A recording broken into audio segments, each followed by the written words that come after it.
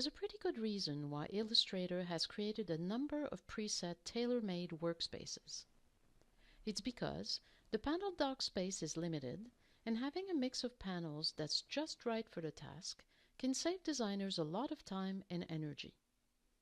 Even more conveniently, Illustrator also allows us to create our own custom workspaces.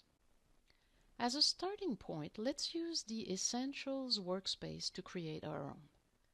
To make sure that it's the default setting, open the drop-down menu and select Reset Essentials. You're presented with a number of panels in a specific configuration. Collapse the panel dock.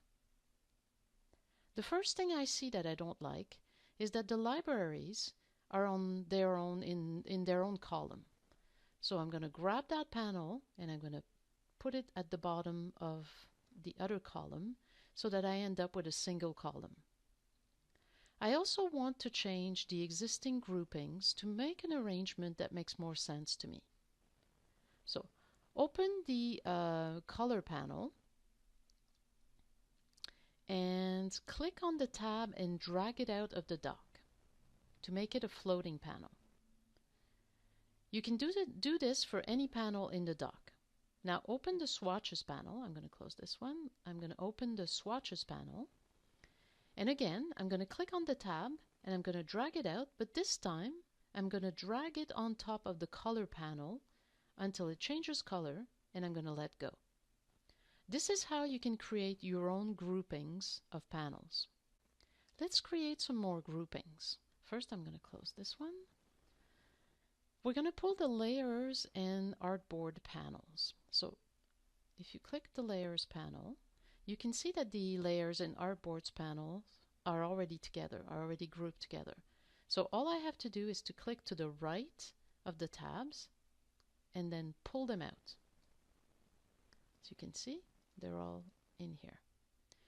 Now, we now have two floating groupings of panels.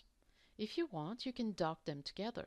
To do this, you grab the title bar of one of them and you drag it to the bottom of the next one and you let go when you see a blue line. Now they're docked together. If we need additional panels, but they're not part of the Essentials workspace, you go into the window menu and you select them. So let's open the character panel. And we already know that it comes with the paragraph and the open type panels. And we're going to dock that as well into our new dock. Now, if you want to see more of the options, let's say of the character on the character panel, you can go into the menu and you can click Show Options. The reason it's grayed out currently is because there's no document open. So let me just open a document quickly. And now if you click and you go Show Options, it shows you, it sort of expands the panel. And when you want to close that, you can go Hide Options.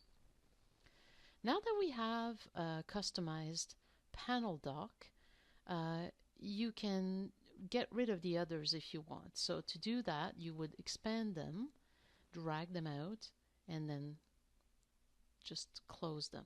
So drag, close. Same thing here. You could just grab this and put it out and then close, etc., etc. So once you've basically gotten rid of all the panels, I'm just going to get rid of them. Of course, these might be panels that you might want to have in your own dock. I'm going to bring this one to the bottom here to add it to my dock. Now, you can, of course, you can leave the new panel floating like this, but if you prefer to save some space, you can bring it to the edge until a blue line appears and you can dock it, and then you can just collapse it. Now that we have this new customized dock with all the panels we need, it would be a shame to lose it. So let's save it. Open the Workspace menu, click New Workspace to open a dialog box, and we're going to call it, you can call it anything you want, of course. I'm going to call it just Workspace Test. I'm going to show you that if you go at, so you can see that it's selected at the currently. You could go back to Essentials, and you could go back to any of your custom workspaces, which will always appear at the top of the drop-down menu.